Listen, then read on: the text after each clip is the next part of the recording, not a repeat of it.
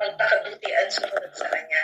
Kaya yung ulitin ko, may silang na-share ko, you must repent, turn away from our sin, and listen to the word of the scripture.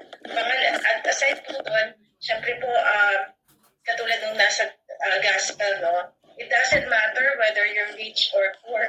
Para sa akin, ang importante is paano ka nabuhay, kung mayaman ka, kung mahirap ka. Dapat ginagamit mo ba ng tama ang iyong kayamanan sa pagtulong sa ibang kapwa? Hindi naman po, hindi naman po nagmamatter yung mayaman ka o hindi. Ang importante yung nasa puso mo at kung ano yung nagawa mo dito sa ating mundo. Yun lang po, Sister Lori. Thank you po, Sister Michelle. At ngayon naman po, isusunod ko po si Sister Lina. Sister Lina, Basics to po. Sister Lori, Brother Vince, at ang ating DIC, magandang gabi po. Ako naman po ay sa iyong pananaw, ano po ang mga bagay na dapat natin gawin upang maranasan at makamit ang buhay na walang hanggan? Sa akin po is almsgiving na tayo po ay sumunod sa utos ng ating Panginoon. Tayo po ay mananampalataya. Tulungan natin ang mga taong nahihirapan. Sabi nga, kahit mayaman ka o mahirap ka, pag tayo ay namatay, pantay-pantay ang pagtanggap ng Panginoon sa atin. Dahil kung nagawa mo ang kabutihan habang andito ka pa sa ibabaw ng mundo, ay ang tatamuhin mo ay kaligayahan pagdating mo sa ibang buhay. Kaya dapat tayo ay magtulungan at tulungan natin ang ating mga kapatid na walang kaya sa buhay. Ipagdasal natin ang mga kaibigan natin not so lucky in life, at tayo po ay tumugon sa ating Panginoon. Tayo po ay araw-araw na humiling ng kapatawaran sa ating buhay para tayo ay patawarin ng ating Panginoon. Yan lang po ang aking may share. Maraming salamat po. Maraming salamat po, Sister Lina. At ngayon naman po ay isusunod ko naman po si Sister Julieta Aga. Praise God. Thank you. Thank you, Sister Lori. Thank you, Brother Vincent. Thank you po. At maraming salamat, Sister Lori, sa pagtawag mo. At sa mensahe po na binigay po sa tinilog kagabi pa. Sa iyong pananaw, ano po ba ang mga bagay na dapat natin upang maranasan at makamit ang buhay na walang hanggang. So sa ay try my best po na makasunod po sa kalooban ng Diyos sa araw-araw po na hindi po magkakasala. Kung nagkakasala man po ako po humingi po ng forgiveness sa Panginoon. At higit sa lahat po ay patuloy pong I try my best po na makinig po sa salita ng Diyos. Kasi sabi nga ni Lord sa Colossians chapter 3 verse 1, you have been raised to life with Christ, so set your heart on the things that are on heaven where Christ sits on His throne at the right side of God. So we need to keep our mind fixed on the things on heaven, now on this earth, because yun ang the best po na tayo makamtan po natin yung buhay na walang hanggang, at ang Diyos po ay patuloy po mangusap sa atin, sa ating puso, through po sa ating pag-commit po sa makikinig po na sa salita ng Diyos, na ang salita ng Diyos po ay may lagay po sa ating puso, dahil doon po si Lord ang mangusap sa ating puso, at doon po tayo ay magkaroon po ng transfiguration ng ating puso kung tayo ay patuloy na sa buhay ang kanyang salita. Yun lang po, kapatid, ang aking may share. Amen. Thank you po, Sister Juliet. At nakita ko din po dyan, meron po tayong kapatid from Norway. Pwede ko po bang tawagin si Sister Gilda po?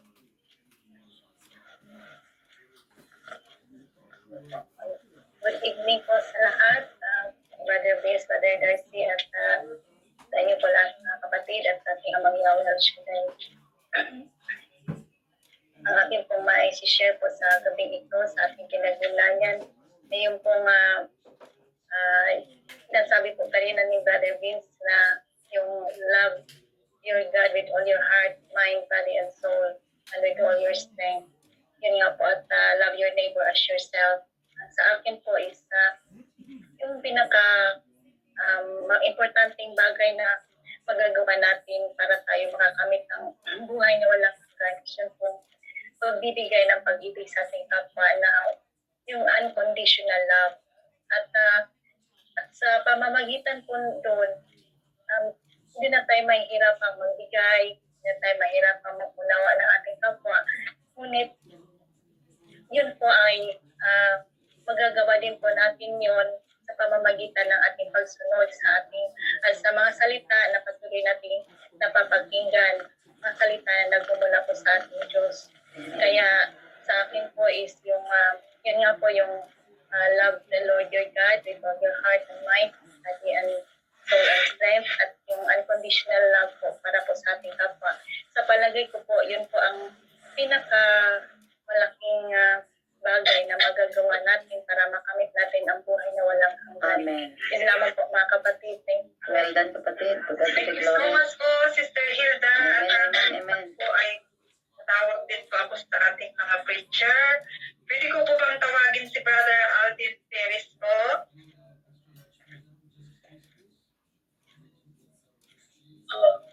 Pagpalang po sa lahat, Brother Darcy, Brother Lee, and yung Brother Dennis. Kaya sa akin po, ay upang tayo ay di magkamit ng buhay na walang hanggan. Dapat po ay yung ating bilang buhay bumuhay Kristiyano, ang sabi nga po sa Romans chapter 12 verse 1. Kaya nga mga kapatid, alang-alang sa ganang mapang ng Diyos sa akin, ako'y namamanhid sa Diyos. Ialay niyo ang inyong sarili bilang mundong na buhay, banal at kalugod-tugod sa Kanya. Ito ang dapat na pagsamba niyo sa Diyos. So sa ating pong pagsamba ay kailangan naroon po na tayo po ay laging we offer ourselves as a living sacrifice, holy and acceptable to our Lord Jesus Christ. At huwag kayong mayon. Itong ito, mag-iba na kayo bago ng isip upang mawati ninyo ang kalooban ng Diyos kung ano ang mabuti na kalulugod sa Kanya at talagang ganap. So dapat po tayo ay huwag nang umayon sa takbo ng mundong ito, pagpanibago ng ating way of living. Kasi tayo po ay, di ba, from darkness to light, dinala tayo ng ating Panginoon. From tayo po sa kadiliman, dinala tayo sa kaliwanagan, narito po na tayo. Kaya yung ating paggawa ng mabuti, i-inline natin ating mga ginagawa sa kalooban ng ating Panginoon at lagi tayong madalangin at lagi tayong nakatuon sa kanyang mga salita upang patuloy na yung salita niya, yung po tayo magbabago sa salita ng Diyos. Hindi lang po pakikinig, kundi ito po ay isang buhay natin upang huwag tayong matisip ng kaaway. Lagi natin i-offer ang ating sarili natin to be then, tayong humble, yung humility, yung humble ourselves in the sight of the Lord. Lagi yun po. The Bible in 13 Kings, chapter 4, verse 9. Humble ourselves in the sight of the Lord, and He will lift you up. And in James chapter 4, verse 6, God resist the proud and give more grace to humble. Laging naroon po yung kababaang loob. Kasi upang tayo po ay laging yung bang makakaiwas tayo sa mga masasamang hila ng mundo ito. Lang po at tayo po ay patuloy mabigyan ng ating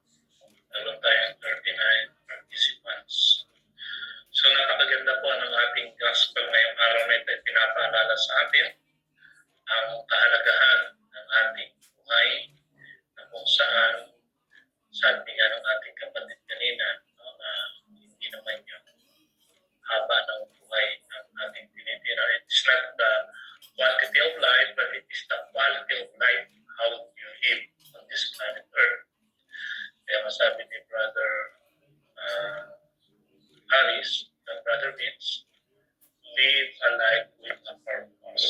Yung ating gospel ay isang parable, isang talinhaga. Nakikita doon na mayroong isang lalaking pulubi na pangalan ay Lazarus. Lazarus means God will help. Bakit yung mayaman ay walang pangalan? No? Hindi pinangalanan yung mayaman, pero yung pulubi ay binigyan ng pangalan. Unang-una, ano ba ang naging kasalanan ng mayamang tao? Hindi naman sinabi doon sa Bible na yung lalaking mayaman ay umaman dahil sa hindi tamang pamaraan. Unlike the parable of the rich full man, yung isang mayaman na akala na sa sobrang yaman, na yung kayang kayamanan ay sobrang dami, ang sabi niya, mag-i-impact na rin daw siya para sa kanyang kayamanan. So pinapakita roon na yung rich na yun ay very full in a sense na may pagkamakasarili siya. Pero yun itong ating gospel, ang sinabi dito, mayroong isang lalaking mayaman na nagdadamit ng mamahalin, sagana sa mga pagkain, at mayroong isang pulubi na nagnangkalang Lazaro na nandun sa may pintuan. At yung aso ay dinilig yung kanyang source. So pinakikita doon na itong lalaking mayaman. Unang-una, hindi niya naman niya minaltrato si Lazaro, hindi niya ito pinaalis sa kanyang tahanan. No? Hindi niya pinakagat sa aso. Pero ang naging kasalanan ng mayaman ay yung sin of omission. Yan. Pinakita doon na kaya naman niyang tumulong dahil ang dami niyang pagkain, dahil mayaman siya, pero pinaliwalaan niya, in-ignore niya si Lazaro. Though hindi niya pinalalaya si Lazaro, though hindi niya pinalalapa sa aso si Lazaro, pero yung ignorance, yung pagtulog sa tao, dalang mong tama, mabuti na hindi mo ginawa, that is called sin of omission. Yun ang naging kasalanan ng taong mayaman. Kaya nung mamatay, alam na natin kung siya pupunta. No? Kaya dito pa lang sa lupa, dapat alam na natin kung saan tayo tutungo. Di ba merong kantang gano'n? Alam mo ba kung saan ka tutungo? Mga gano'ng kanta. Kaya dito pa lang sa lupa, sikapin na natin itong ating guiding question. Sa iyong pananaw, ano po ang bagay na dapat natin gawin? Bagay na dapat gawin upang maranasan at makamit ang buhay na walang hanggan. Alam ko naman tayo lahat nagnanais niyan. No? Walang tao na hindi nagnais na magkaroon ng buhay na walang hanggan. Kahit yung mga masamang tao, sa deep ng kanilang conscience, sa deep ng kanilang puso, nagnanais pa rin sila.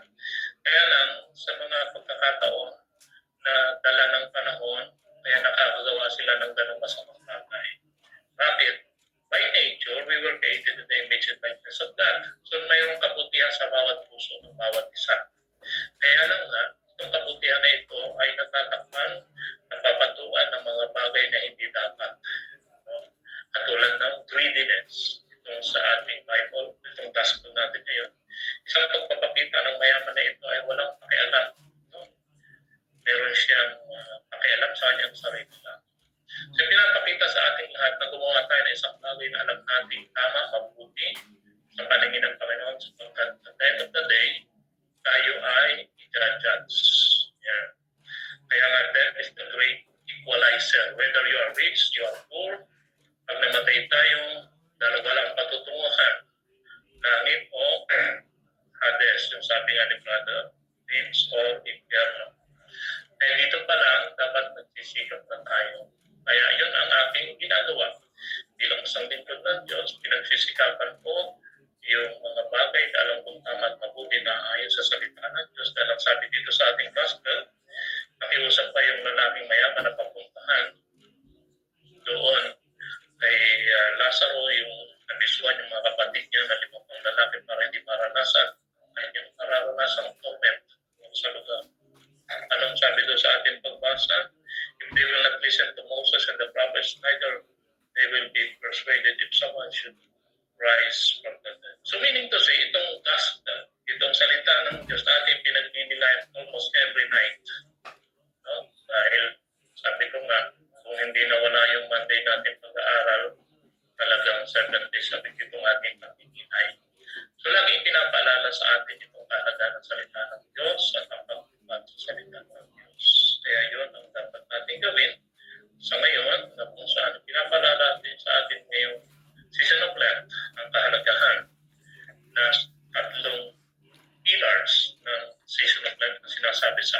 ating simbahan, yung prayer, fasting, and almsgiving. Papatak pa rin yun sa almsgiving. Itong mayaman, hindi siya nagbigay kahit man lang mumo, no? Doon sa kay Lazaro na walang makain.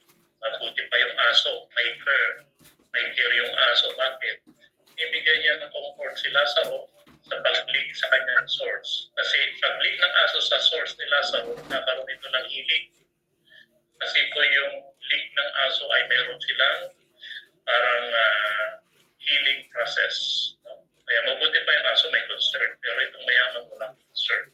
So pinapaalala sa atin ang kahalagahan ng buhay, ang quality of life, not ang quantity of life. So, patuloy tayong gumawa ng alam natin tama at mabuti na sinasabi na salita ng Diyos. Okay, that's all for tonight. Then, thank you. Maraming salamat po, Brother Darcy, sa inyong pong reflection for tonight. Maraming salamat po sa lahat din po nang nag-share ng kanilang reflection. At Brother Vince, pasensya na po sa mga hindi ko po natawag mga kapatid. At ito po yung oras na para ibalik po din kay Brother Vince. So maraming salamat po sa mga nagbigay ng reflection. Praise God. Purihin po ang ating Diyos na buhay. Ayan, tunay po. Maraming salamat po sa ating lahat. Sa mga hindi po natawag, alam po ng ating Amang Yahweh Shaddai na pahaging Panginoong Kristo ang gusto niyong ihayag sa bawat isa. Amen. At tayo rin po ay blessed na blessed at pinagpala. Ayan. So, ayun po, napakaganda po talaga. Nasabi niyo na po halos lahat nga ang mga gusto nating ma-reflect, no, sa ating katanungan at sa ating ebanghelyo sa araw na ito. Tunay nga po na ang ebanghelyong ito ay sinasabi sa atin ng ating Panginoon, dahil gusto niyang makita natin ang kanyang tunay na pag-ibig. Amen.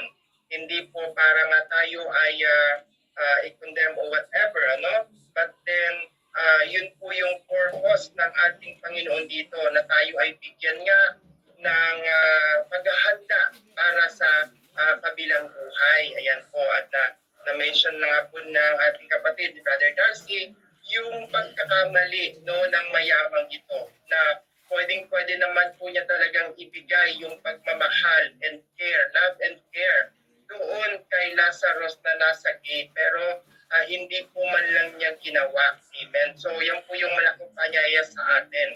At syempre, gustong-gusto ng ating Panginoon na mabuhay tayo sa kasaganaan. Kaya nga tayo ay yan ang niya sa atin, na ang ating Panginoon ay ang higit sa sapat. Kaya nga kahit hindi naman na talaga natin kailangan, ay sobra-sobra ang binibigay niya sa atin. Pero yun nga po, na kailangan niya ay marunong tayo kung paano natin gagamitin ang mga biyaya na ito na ipinagkakaloob ng ating Panginoon. Tunay po na napakasarap pong mabuhay nang meron tayong Panginoon sa ating mga puso. At syempre po, sa atin pong pagninilay nga sa gabi ito, ang malaking challenge po na iiwan ko ay binigay na po na sa ating kapatid na si Brother Alden, yung verse na ito. At kailangan po talaga natin na makita natin na mag-iba na po tayo ng takbo. Ayun, yung nasa Romans verse 2 po ang aking iiwang hamon sa bawat isa sa gabing ito, na ang sabi nga po dito ay huwag na kayong umayon sa takbo ng mundong ito, mag-iba na kayo at magbago ng isip upang mabatid ninyo ang kalooban ng Diyos, kung ano ang mabuti, kalugod-lugod sa Kanya at kalagayan. Amen. So napakaganda po, kasi po kung talagang mabubuhay pa rin po tayo sa sarili nating kakayanan, sa sarili nating kalooban, hindi po natin makikita ang ating kapaligiran. Hindi po natin makikita ang pangangailangan ng ating kapwa. Nakapokus po tayo sa sarili nating pangangailangan, sa sarili nating mga pangarap sa buhay, di po ba? At sa sarili nating pamilya.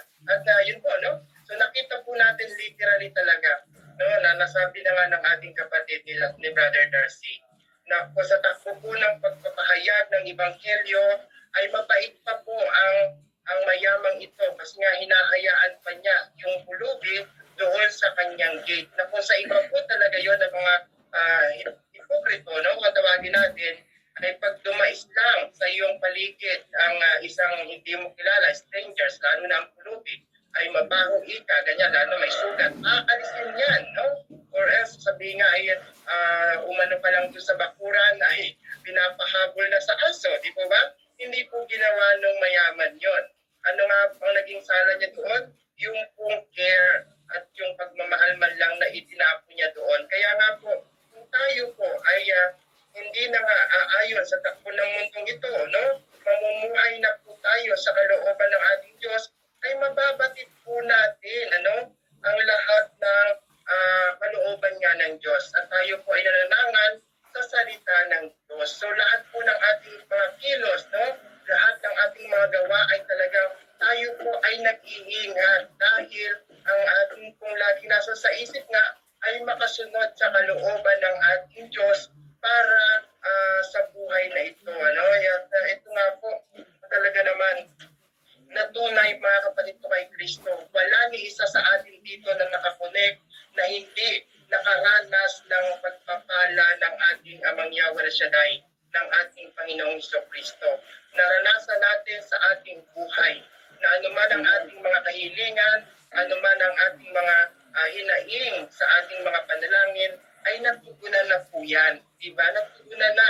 At patuloy pa nga tayong tinutugon ng ating Panginoon. Dahil yan ang kagustuhan ng ating Panginoon. Ang tayo ay sumagana sa mundong ito upang tayo nga po ay makatulong sa iba. No, balikan natin yung panalangin na itinuro sa atin. Bigyan niyo po kami ng makakain sa araw-araw. Pero hindi lang po pangkain sa araw-araw ang binibigay ng ating Panginoon. Sobra-sobra pa. Bakit? Para makatulong tayo sa iba. Para makita natin yung pangangailangan ng iba. Di po ba? So yun po yung isang napakaganda na panyaya sa atin ng ating Panginoon sa araw na ito. Kaya nga po, napakaganda po, no? Hindi talaga masama ang maghangad ng mapayabanan literal. Basta alam lang po natin gawin at ang ating isipan, ano, una lagi ay Diyos para tayo ay naka-inline, nakakonect sa kanyang kalooban para hindi na nga tayo umabot, no, sa Hades na ito, no? Kasi po tayo po yung isa sa mga 5 kapatid ng mayaman na ito, no? Sabi ng ating amang Abraham doon na naririto na ang scripture. Palagyan na nga po nating naririnig. Kung ibabaliwalain pa rin din natin, nako, diba? At sabi po dun sa isang teksto na kapag alam na natin, no, na masama or hindi, yung salita ng Diyos at hindi natin ginawa, ay talaga naman po tayo ay patuloy na nagkakasala at alam na natin ang ating kahihinatnan. Amen? Amen. Kaya nga po sa gabing ito, mga kapatid kay Kristo, lahat ng meron tayo ay galing sa Diyos. Amen. Ano man ang kalagayan ng ating buhay, alam ng Diyos yan. Amen. Kaya inaanyayahan ko po na sa sandaling ito, ipita ang ating mga mata at pagnilayan natin itong isang awit na ito na gawin nating panalangin na tunay na anuman ang meron tayo sa mundo, lahat sa Panginoon nang galing Amen. sa iyo. Thank you, Lord.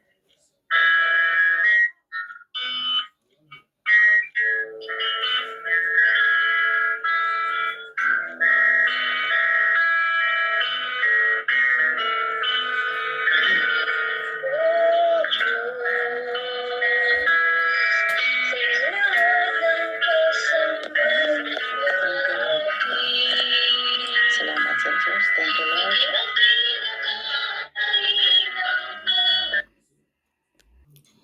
Praise the Lord. Salamat sa Diyos. Ngayon, aking pinakikinggan itong ni-record ko. Ito po ay panahon ng pandemic. Hindi ko po matandaan kasi walang nakalagay na buwan kung kailan.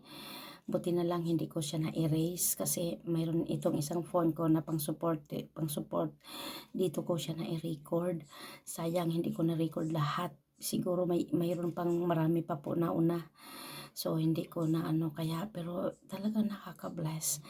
So thank you po. Salamat sa Diyos. Salamat po sa lahat na nakikinig.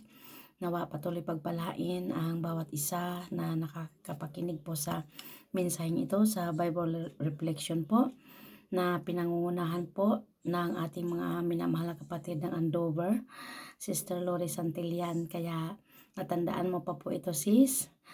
Hindi ko na po ito natandaan, sis, kaya napaka-blessed talaga na nai-record ko. So, to God be the glory. Salamat po. God bless po. Muntik ko na itong i-erase. Buti na lang, tiningnan ko. Sabi ko, ano kayang laman dito? Yung pala, yung ating reflection. So, yun lang po mga kapatid. God bless po.